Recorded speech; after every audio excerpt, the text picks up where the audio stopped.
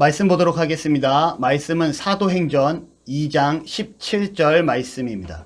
신약성경 사도행전 2장 17절 페이지 수로 신약성경 189페이지입니다.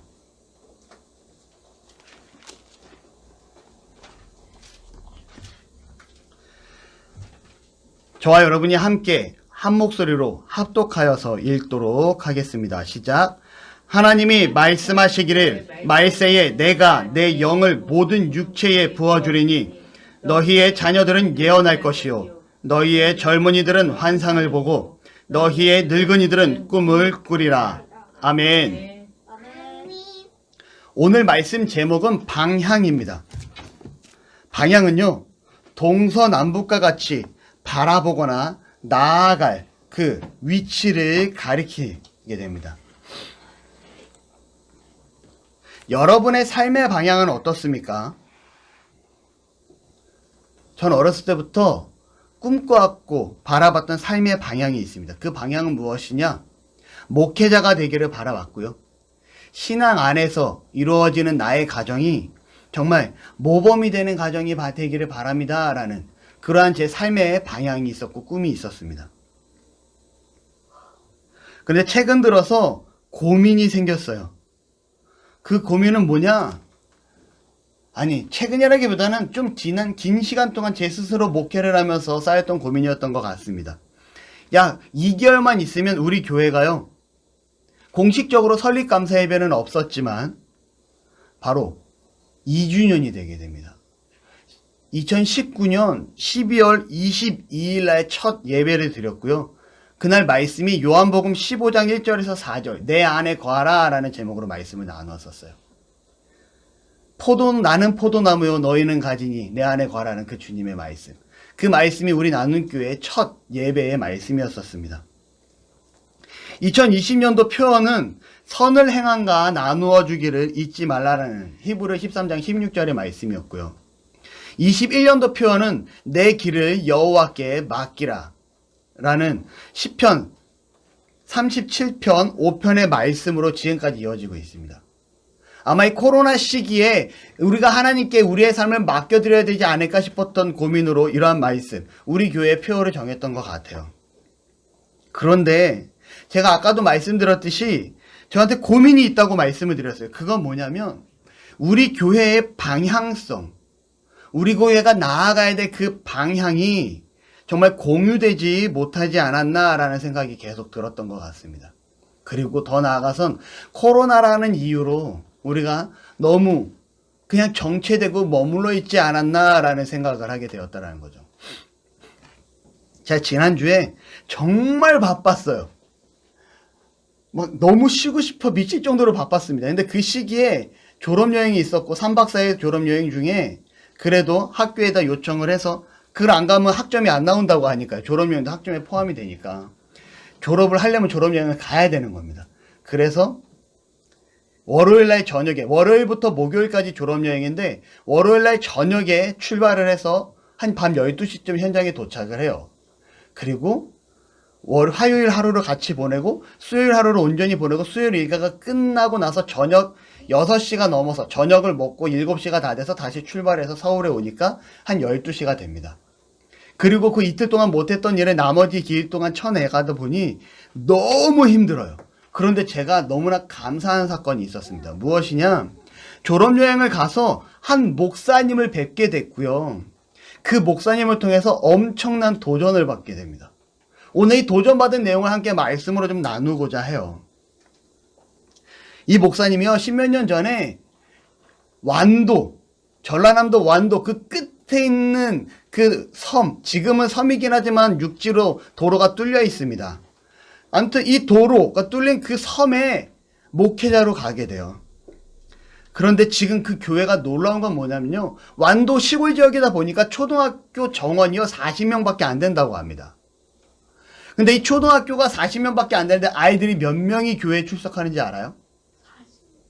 그 교회의 아이들이 40명이 출석을 한다라고 해요.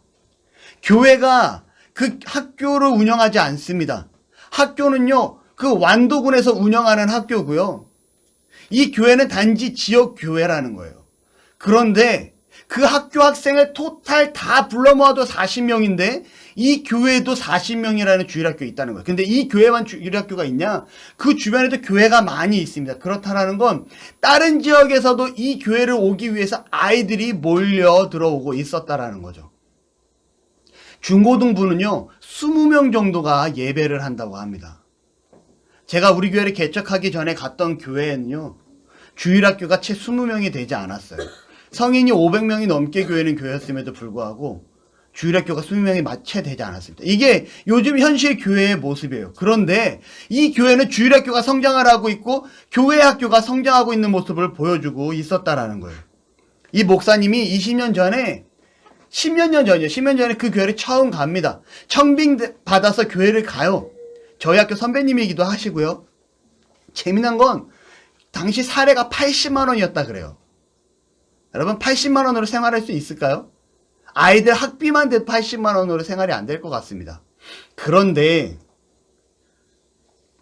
이분이 첫 예배를 드리고 장로님이 찾아오셨다 그래요. 목사님, 예 장로님 어쩐 일이십니까? 우리가 사례를 80을 주기로 했는데 교회 재정이 그렇게 안 되니 사례 좀 깎읍시다. 이 목사님이 뭐 예배 처음 드리고 사례를 받고 이제 준비를 해야 되는데 첫 사례를 주는데 예배 사례를 깎자는 거예요. 그러니까 이 목사님이 이렇게 말합니다. 장로님, 아직 우리 스타트도 안 끊었으니까 그래도 첫 사례는 우리 주기로 한 대로 합시다. 그리고 우리 처음에 약속하지 않았냐? 80만 원 사례로 정하기로. 그러니까 장로님이 더 이것보다 낮추면 창피해서 어쩔 수가 없어서 그래서 80만 원으로 정했다라고 얘기를 하더라고요. 근데 결과적으로 이 목사님이요, 그 80만 원을 받고 그래도 사역을 시작을 해요. 여러분 어떤 일이 발생되는지 알아요? 10년 동안 주일학교가 3명이었다고 합니다. 10년 동안 주일학교가 3명인데 이 아이 3명을 데리고 10년 동안 주일학교 목회를 하는데 정신적으로도 지치고 너무 힘들대. 근데 그나마 이 아이들을 지키기 위해서 노력했다라고 합니다.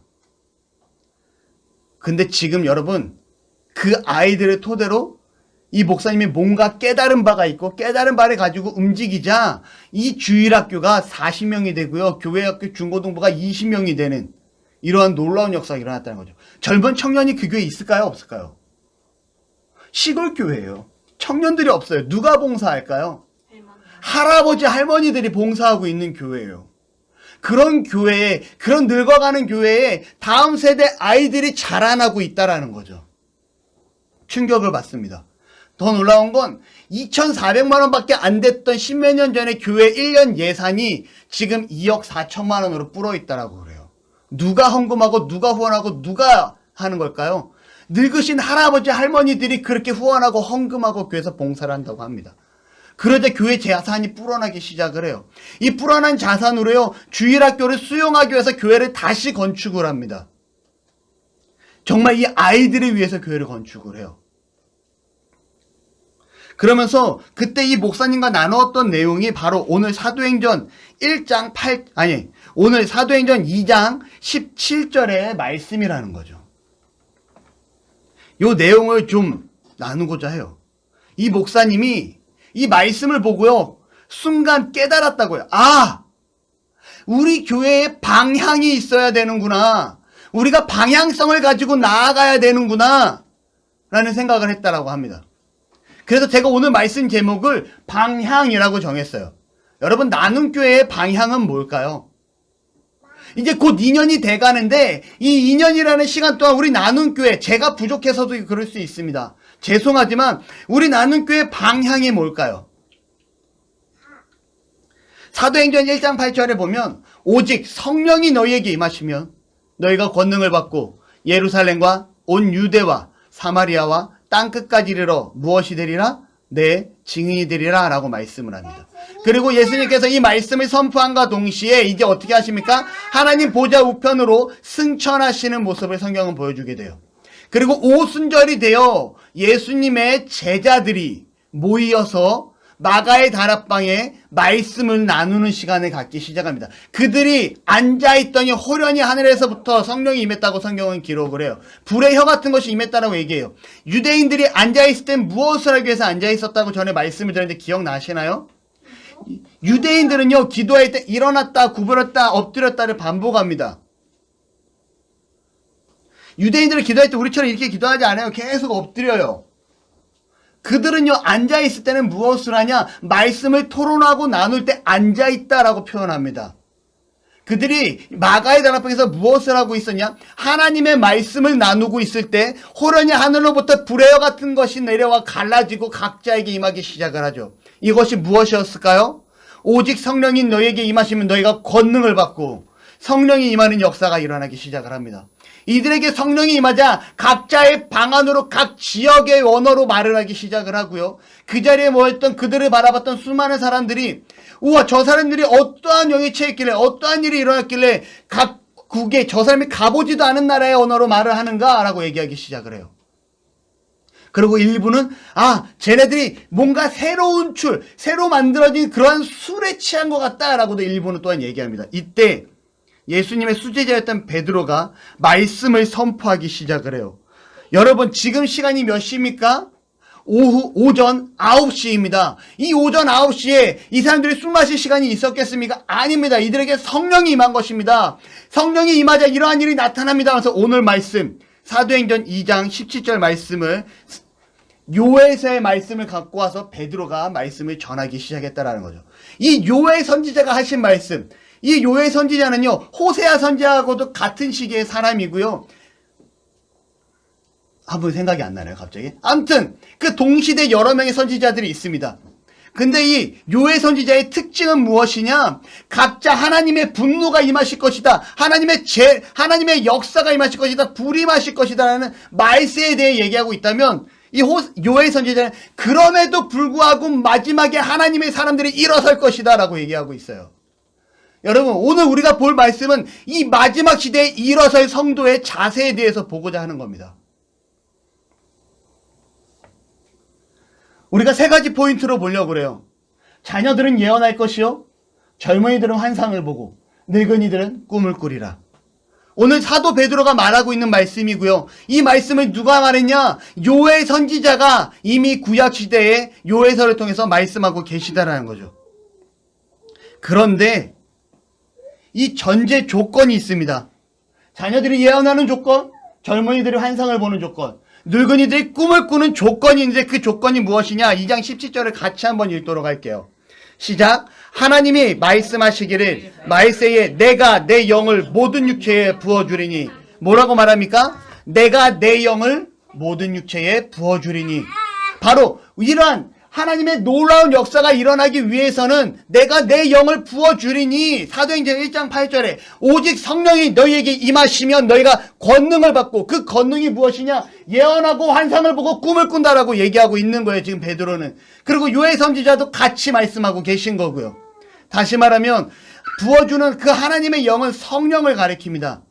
오늘 이 시대 우리에게 성령이 임하셨나요? 아멘. 여러분들이 예수 그리스도가 믿어지고 여러분들이 하나님을 바라보고 하나님이 나의 주인이십니다 라고 고백할 수 있다면 여러분 안에 하나님의 성령이 역사하셨고 이러한 권능 받은 자들임을 기억하시길 바라요. 첫 번째 포인트로 자녀들은 예언할 것이요 라고 얘기합니다. 여러분, 예언이 뭘까요? 미래를 예측하는 것, 아무도 모르는 그 미래 시기를 예측하고 나아가는 것, 이게 예언이다. 오늘 현 시대에서는 그냥 사회적인 문화에서는 예언이다 라고 말할 수 있어요. 맞아요. 그런데 요한계시록 1장 3절을 보면요, 이렇게 기록합니다. 이 예언의 말씀을 읽는 자와 듣는 자와 지키는 자는 복되도다. 이 예언의 말씀을 읽는 자와 듣는 자와 지키는 자는 복되도다. 이 예언의 말씀이 뭘까요? 하나님의 말씀이라는 거예요. 다시 말하면 성경이라는 거죠. 여러분, 예언은요, 성경입니다. 그리고 오늘 본문 말씀이 나오는 이 예언, 자녀들은 예언할 것이요. 이 예언을 다른 번역 성경을 보게 되면 뭐라고 얘기하냐? 그 원어적인 해석으로 해석해 보면 선지자의 노릇이다 라고 표현합니다. 선지자의 노릇. 다시 말하면 선지자의 역할을 가리키고 있어요.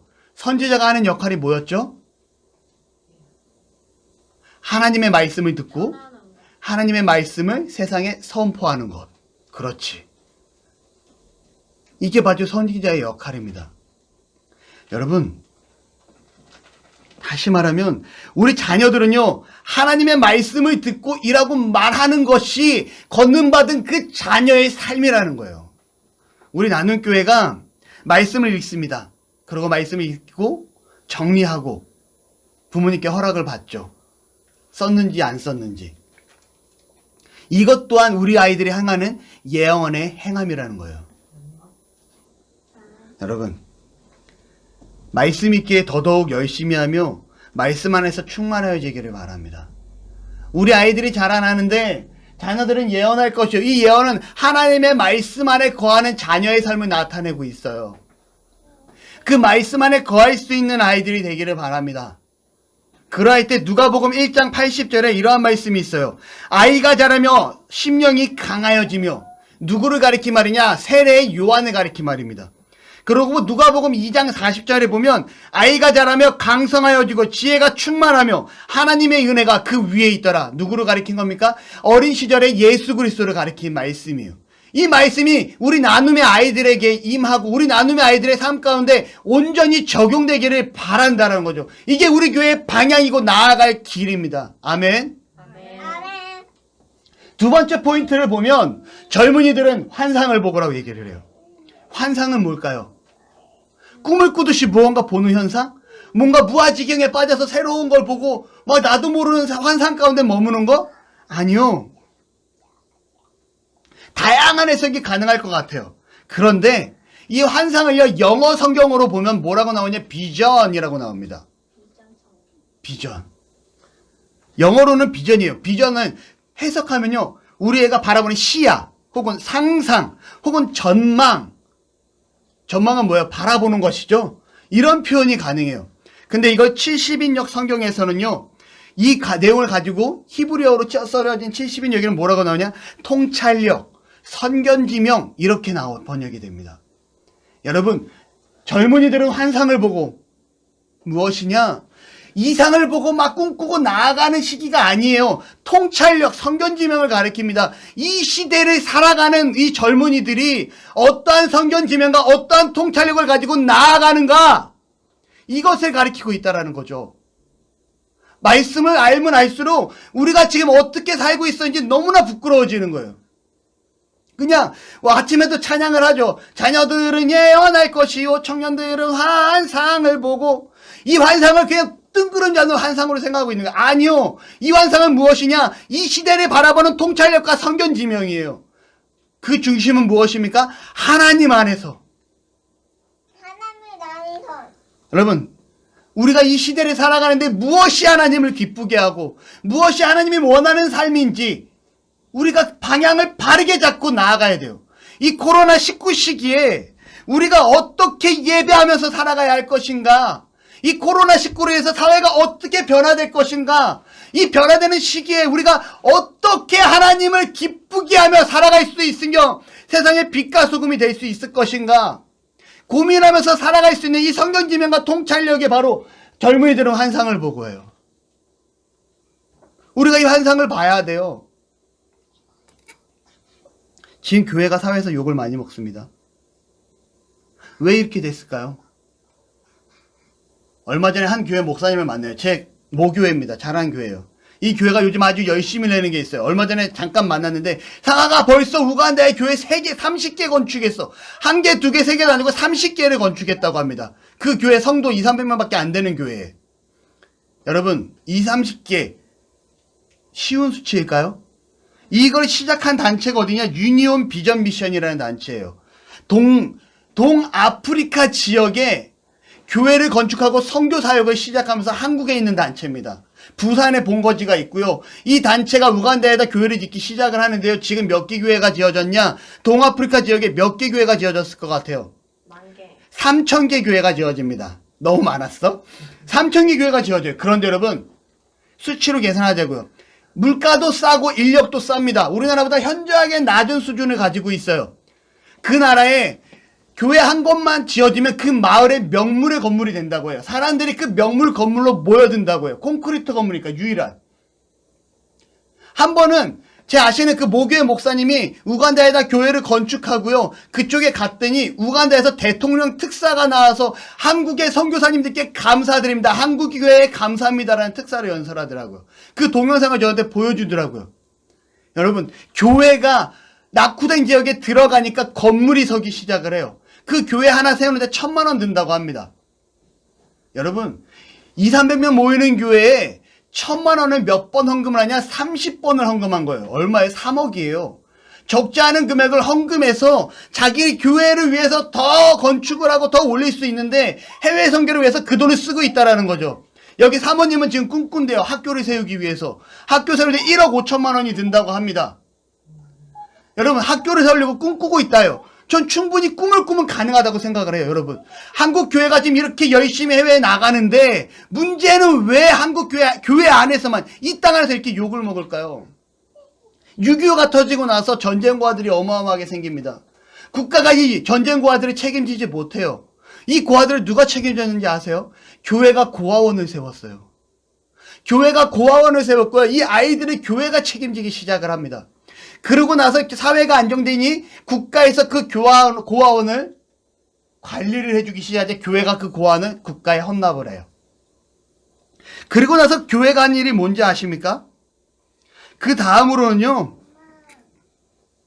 유아와 유치부, 어린아이들을 가르칠 양육기관이 없어요. 초등기관에 있는데 유아기관이 국가에 없어요. 이 유아기관을 교회가 책임지기 위해서 교회 안에서 선교원을 하기 시작을 합니다. 아시겠어요? 교회가 유치원을 해요. 그리고 시간이 지나서 국가가 이 모든 것들을 다시 어린이집과 유치원으로 가져가서 운영을 하게 되죠. 시간이 또 지나서 산업이 급속도로 발전되기 시작을 합니다. 맞벌이가 시작돼요. 우리 맞벌이가 시작되면 자녀들은 어떻게 될까요? 방치되죠. 이 자녀들을 위해서 교회가 무엇을 하냐? 공부방을 하기 시작을 합니다. 공부방을 하면서 이 자라나는 아이들, 방치된 아이들을 교회에서 가르치기 시작을 해요. 그리고 그 다음에 무엇을 합니까? 외국인 노동자들을 위한 예배당을 설립하고요. 외국인 노동자들을 위해서 예배할 수 있는 그들의 위로 쉼터를 제공하는 이 역할을 교회가 합니다. 그런데 이러한 통찰력 있고 선견지명 있는 행동을 했던 교회가 교회 건축에 힘쓰기 시작을 하자 몰락하기 시작해요. 그 사회적으로 봉사하고 고립되고 어렵고 소외된 자를 돌아봤던 그 교회가 그들을 돌아봤을 때는 부흥하고 성장했는데 어느 순간부터 교회 건축에 신경 쓰고 교회 인원에 신경 쓰기 시작하자 교회가 쇠퇴하기 시작을 합니다. 사회로부터 교회가 욕을 먹기 시작을 합니다. 무엇입니까? 젊은이들이 환상을 보아야 되는데 환상을 보지 않고 현실의 분리기를 만족하다 보니 교회가 쇠퇴하기 시작했다라는 거죠. 이 마지막 시대에 정말 회복을 기대하면서 시대적인 통찰력을 키울 수 있는 우리 나눔의 모든 성도들이 되시기를 바랍니다. 아멘. 마지막 포인트 뭐냐? 늙은이들은 꿈을 꾸리라. 여러분, 우리는 항상 꿈꿉시다라고 얘기를 해요. 근데 어린애, 야, 네 꿈은 뭐니? 저는 어렸을 때 아직도 기억나요. 초등학교 3학년 때 빼빼하고 그 말을 애가 왜 씨름 선수가 되겠다 했는지 저는 아직도 웃겨요. 근데 지금 생각하는 건 그 당시 이만기라는 씨름 선수가 최고였어요. 씨름이 스포츠가 최고의 스포츠였습니다. 제가 느낄 때는 저 스포츠 선수처럼 저 씨름 선수라면 나는 멋질 거야 라는 생각에 나는 씨름 선수가 꿈이에요 라고 얘기했던 것 같아요. 그런 제가 초등학교 그 시기가 지나서 꿈이 바뀝니다. 여러분, 어린 나이의 꿈은요 계속 바뀌어요. 그렇지 않나요? 저희 차유주는요 김연아 같은 김연아 같은 선수가 되겠대요. 근데 지금 스케이트 날 부러지겠다.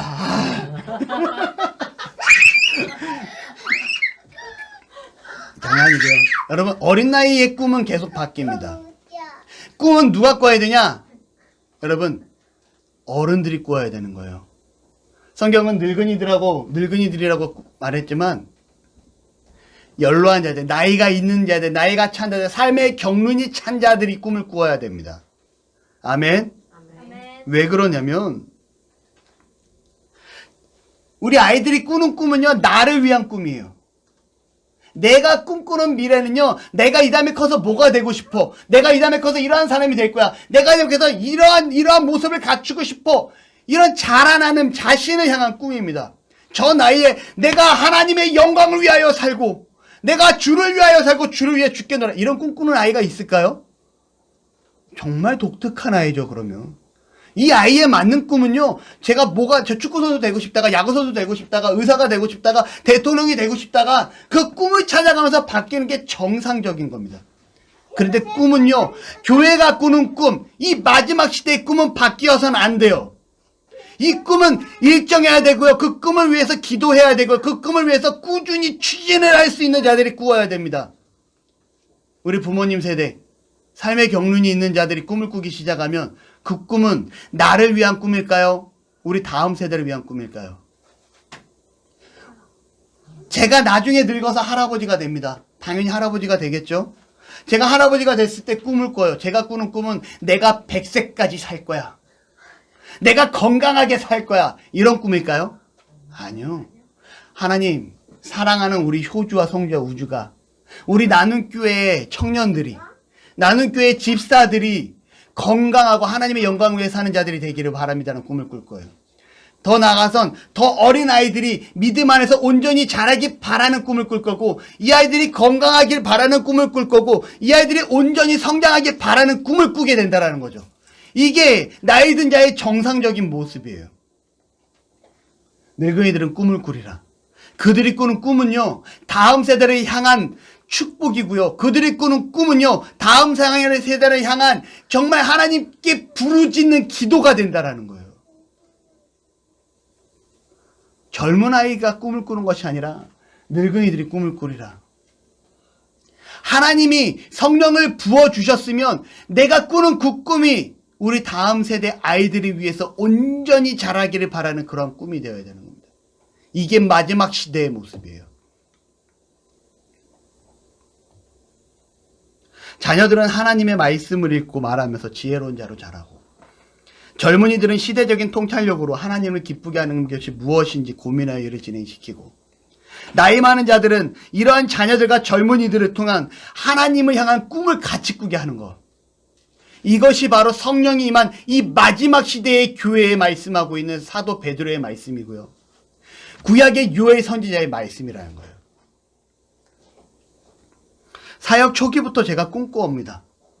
누가 저한테 그러죠? 상아가, 네가 목회를 하려면 목회 철학이 있어야 돼. 이 목회 철학이라는 건 언제든지 변하지 않아야 돼. 네가 바라보는 방향성이고, 네가 나아가야 될 방향이고, 목적이 돼야 돼. 라는 얘기를 합니다. 형, 있어요. 목사님, 저 그런 거 있어요. 뭔데? 첫 번째는요, 다음 세대를 향한 나눔이고요. 두 번째는요, 이웃을 향한 나눔이고요. 세 번째는요, 세상을 향한 나눔이에요.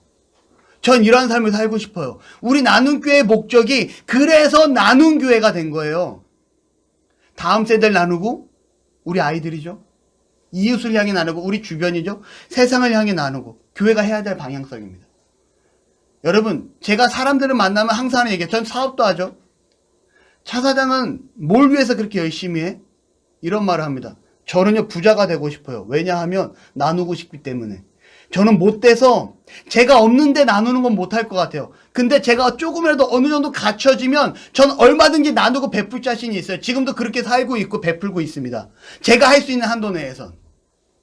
그러니 저는 부자가 되고 싶어요. 제가 더 큰 부자가 되면 저는 더 많이 나눌 것 같거든요. 그리고 그걸 위해서 기도합니다. 라고 얘기해요. 그리고 제가 좋아하는 명언을 하나 하죠. 그 명언은 무엇이냐? 우리나라의 세계적인 경제를 흔드는 사람 중에 한 사람이에요. 워렌 버핏입니다. 그가 이런 말을 해요. 성공의 완성은 나눔으로 시작된다. 저는 성공한 사람이 되고 싶거든요. 나눔을 통해서. 근데 우리 교회의 나눔, 다음 세대를 향한 나눔, 이웃을 향한 나눔, 세상을 향한 나눔. 제가 이 방향을 우리 교회 성도들과 우리 가족들과 함께 좀 많이 못 나누지 않았나라는 생각이 들어요. 예언하고 환상을 보고 꿈을 꾸는 것. 교회가 나아가고자 하는 방향을 함께 꿈꿨으면 좋겠고요. 그 예언하는 아이들에게 그 꿈을 심어줬으면 좋겠고요. 움직일 수 있는 젊은 청년들이 이 나눔을 해서 함께 헌신하고 수고했으면 좋겠습니다. 제 가슴이 너무 아팠어요.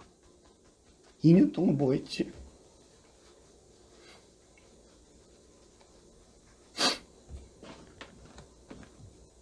이 년 동안 뭐 했는지 가슴이 너무 아프더라고요. 그 말씀을 나누는데. 하나님 앞에 부끄럽죠. 죄송스럽고. 아니요. 이러한 삶을 살아갈 수 있는, 정말 이러한 나눔의 목적과 방향을 가지고 예언하고 꿈꾸고 정말 환상을 볼 수 있는 우리 나눔의 가족 모두가 되기를 바랍니다.